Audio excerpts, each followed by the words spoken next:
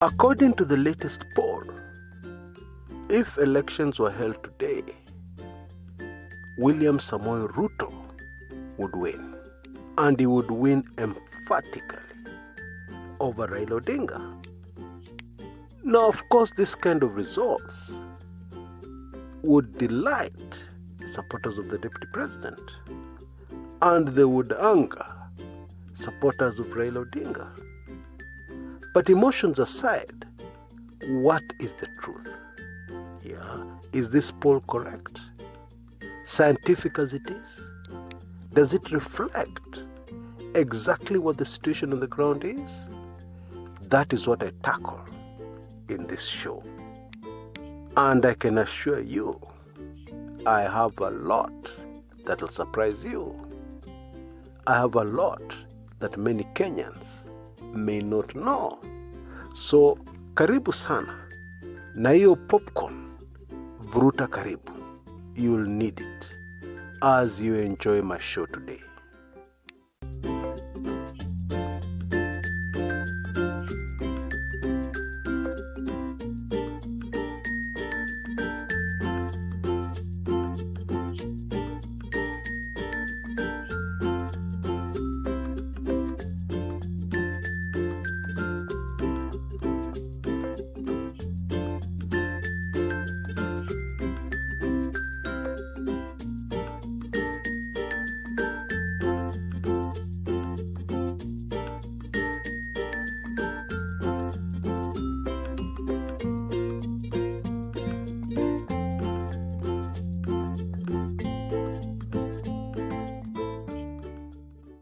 Hi there. Before Chris starts the show, I have a quick one. I am here to draw your attention to some amazing videos, available right here on this channel. Videos that will not only entertain you but give you a much deeper understanding of Kenyan politics. And some videos about life hacks too. Admittedly, it has always been difficult to find the videos you are looking for, and to sort them from the over 2,427 videos on this channel. It is like looking for gold in a river, don't you think? The great news is that from today we have made it much easier for you. In the description area below you will find 10 great videos of this channel from the past. Every time Chris produces a new video we will have a different selection of 10 new gold nuggets for you. I am sure they will be of great interest and you will enjoy them.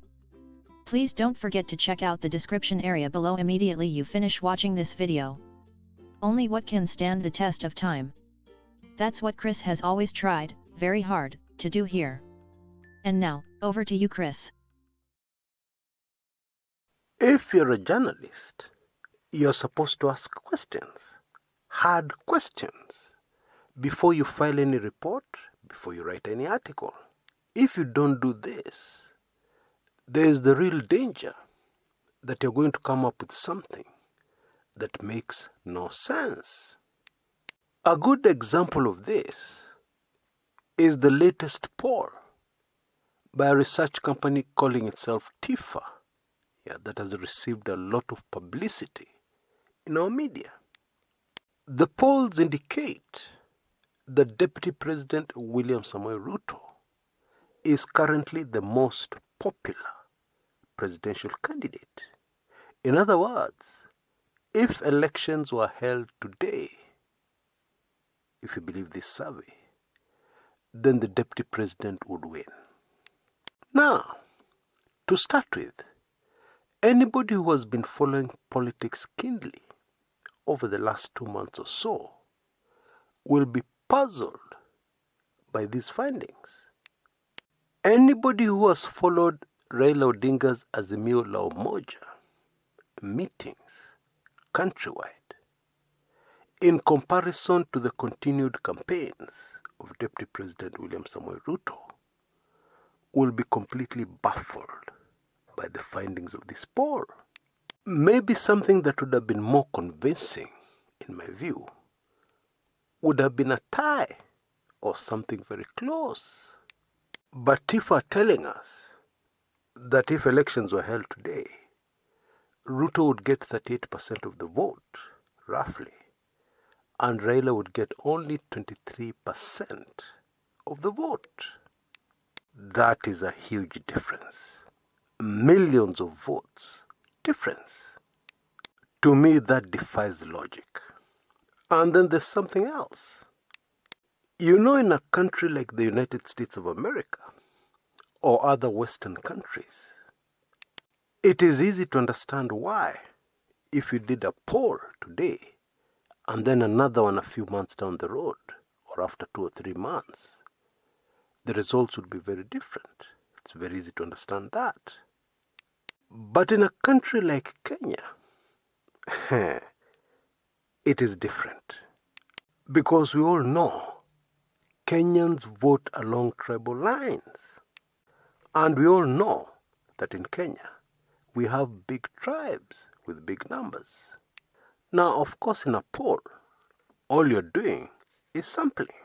Yeah, you're not going to interview everybody, every voter. No, it's sampling. But at the end of the day, you're supposed to come up with results that will reflect the reality countrywide. Now, according to TIFA, Raila Odinga in June had only 8%, and this has dramatically jumped to 23% in November. And so, my simple question is, which tribes changed their minds? Which ones? To make that difference of 15 percentage points. Educate me if I've gotten this wrong. Now, of course, you'll always hear the people doing the poll, very smart people, defending themselves. They'll tell you that we did a sampling in every county, for instance, which they probably did. Yeah, let's give them the benefit of the doubt. But I challenge you to do something very simple. Put the polling figures on your left side, and then take the census figures in Kenya and put them on the other side. And then try and make sense out of the poll based on population figures which affect voter registration, of course. Yeah, it won't make sense. The figures will not tally, especially if you're looking for a situation where one candidate gains 15 percentage points. How? In a country like Kenya, if somebody loses 1 percentage point, that makes sense to me. But somebody gaining 5%, 10%, let alone 15? How? Now, older Kenyans will know that these polling manenos, as far as politics is concerned, have a very dodgy history in our country. In fact, most older Kenyans simply ignore them. And with good reason. Yeah, let's quickly go through that history. When the first multi-party presidential elections were done in Kenya after independence in 1992, that was when we first saw these polls in our country. And those polls consistently showed President Daniel Toroitich arap Moi in the lead. In fact, way ahead of the other candidates. And of course, Kenyans knew that was not true. That was not the situation on the ground. KANU was very unpopular. Moi was very unpopular. But he was leading in the polls. The same thing was repeated in 1997. Now, in 2002, things were different. There were no polls. Aye? Although we had some leading analysts at the time predicting that it was going to be a very close race, very tight, between candidates Uhuru Kenyatta and Mwai Kibaki. It never happened like that. And Mwai Kibaki won by a landslide, emphatic victory. Now things got even more interesting in 2007 because polls again re-emerged with a vengeance And most of them, virtually all, showed, wait for this one, Kalonzo Musyoka as the most popular presidential candidate. I kid you not. If you were to believe the polls in 2007, Kalonzo Musyoka was more popular than Raila Odinga. Kalonzo Musyoka was more popular than the incumbent, Mwai Kibaki. Well, we know what happened. It was a two-horse race. Kalonzo Musyoka was a distant third, very distant.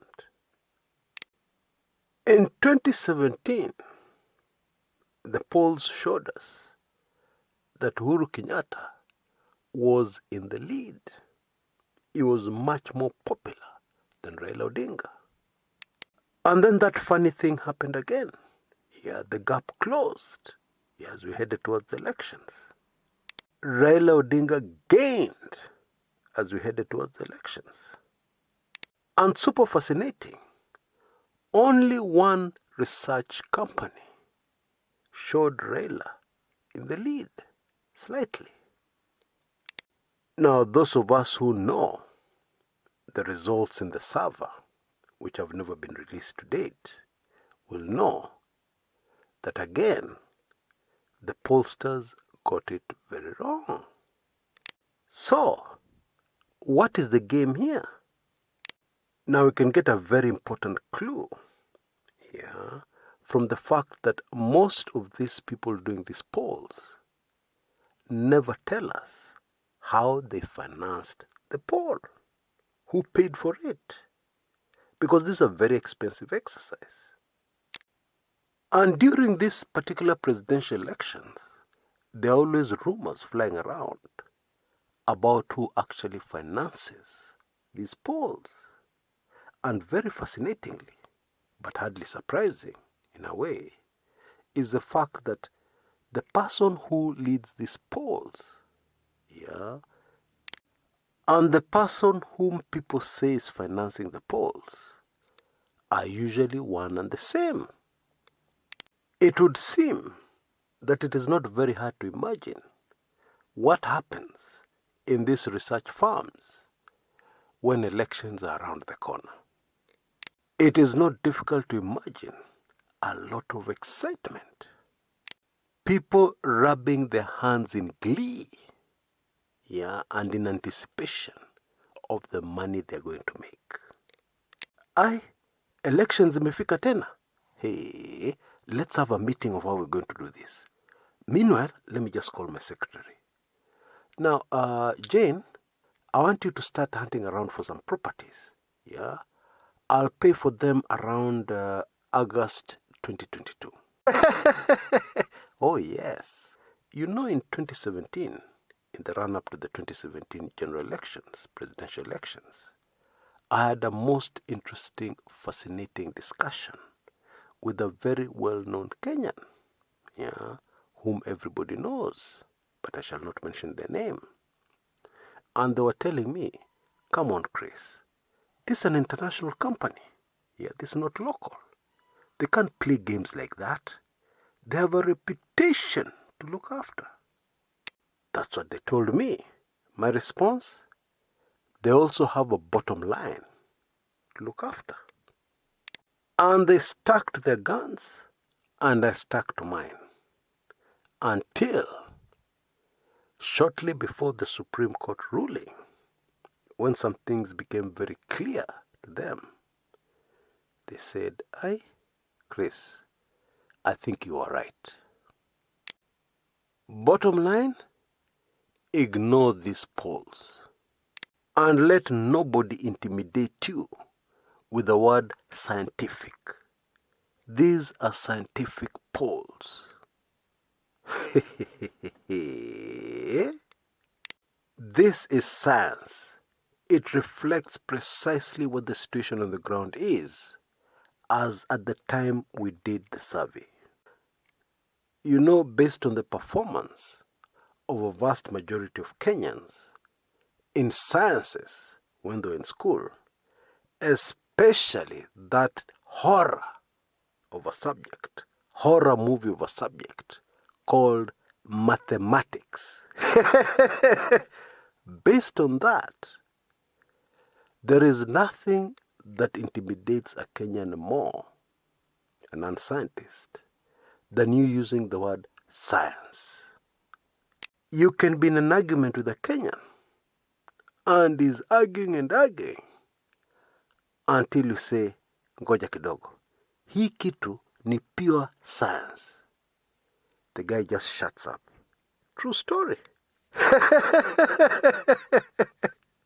Because he does not want that discussion to ever go in the direction of you asking them, wewe, shule, ulipata nini kwa physics, chemistry, biology, na mathematics ulipata nini?